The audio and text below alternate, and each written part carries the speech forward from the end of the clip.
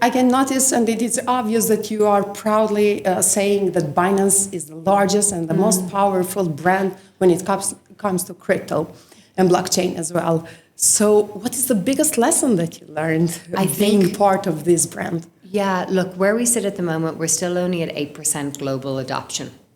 And there's about 790 million users of crypto as of today. And if you think about that, nearly 1 in 2 people are interacting with Binance in the crypto industry. So with being the largest and with being given the endorsement to be that comes a lot of responsibility and accountability. Yeah. And for us, that manifests itself or takes shape in the work that we do at the government level, at the regulator and the policy level to ensure, regulation should exist to support users and to support the everyday person.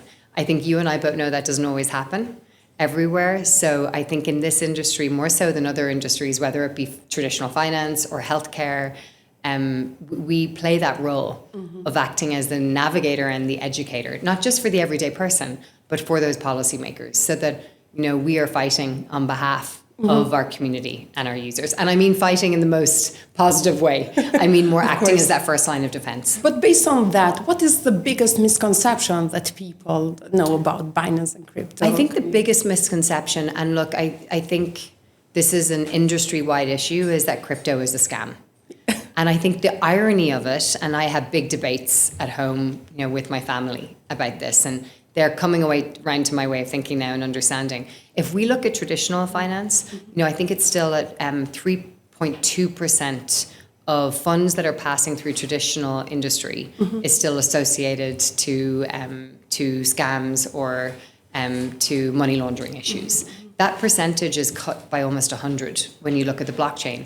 And the reason for that is the whole beauty of the blockchain is it is transparent, it is fast, it allows anyone access who understands how to access on the on-chain analytics to understand the flow of funds. And that means that we're able to seed out and detect scams, bad players, and money laundering much earlier. And we report that. We work hand in hand with most of the law enforcement companies globally, law enforcement teams in countries globally.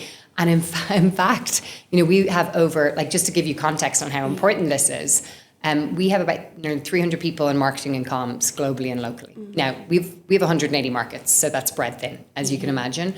We have about 1,490 people working in compliance law enforcement.